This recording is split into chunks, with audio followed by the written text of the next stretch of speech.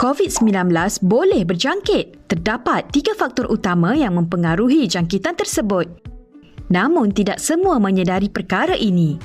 Pertama, penjarakan fizikal. Berapa jauhkah jarak anda berada dengan individu lain? Kedua, tempoh masa. Adakah anda berdepan dengan individu untuk beberapa saat sahaja atau berada untuk satu jangka masa yang lama? Ketiga adalah pengudaraan. Adakah anda berada di persekitaran kawasan terbuka terdapatnya pengaliran udara yang baik ataupun di tempat tertutup dengan pengaliran udara yang kurang baik?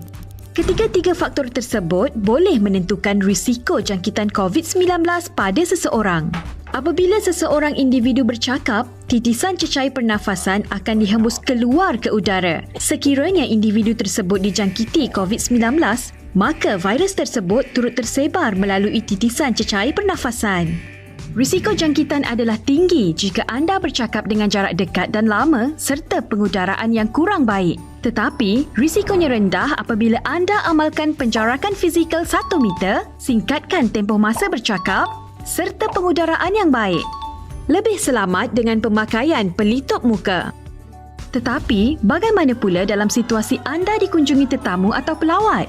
Anda juga tidak tahu sama ada anda akan terdedah kepada virus dengan kunjungan tersebut.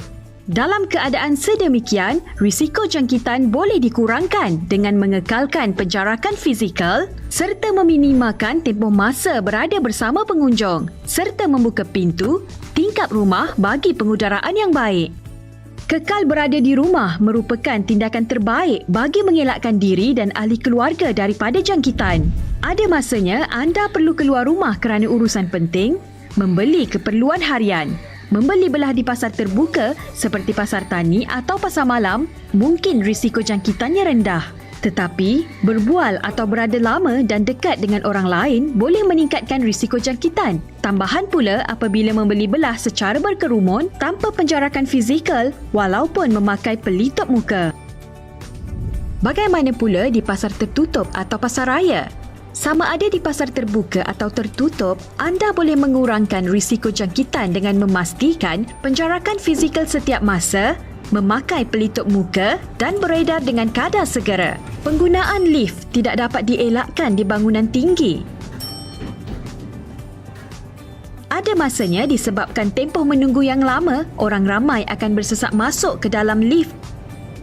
Ruang yang sempit, tiada penjarakan serta pengudaraan yang tidak baik menjadikan lift sebagai tempat berisiko tinggi untuk dijangkiti. Oleh itu, mematuhi peraturan yang ditetapkan dengan mengekalkan penjarakan fizikal dengan jumlah 4 orang atau mengikut saiz lift, memakai pelitup muka dan tidak bersembang antara satu sama lain.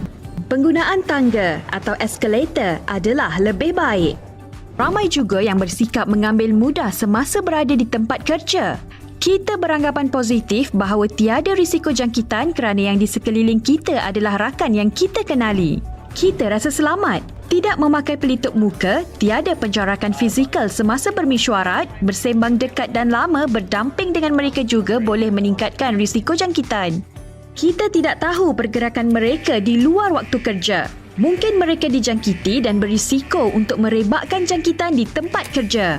Adalah lebih selamat kita sentiasa mengambil sikap berwaspada dan mengamalkan penjarakan fizikal, tidak bersembang dekat dan memakai pelitup muka.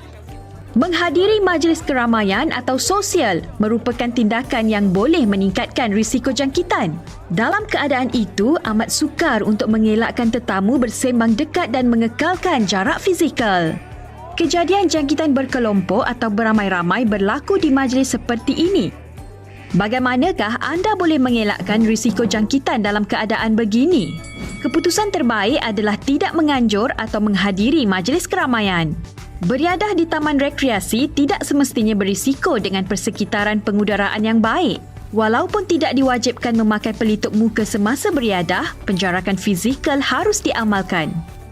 Apa yang penting, risiko jangkitan boleh dielak atau dikurangkan sekiranya kita sentiasa mengambil langkah-langkah pencegahan di mana sahaja kita berada. Bersama-sama kita putuskan rantaian penularan COVID-19.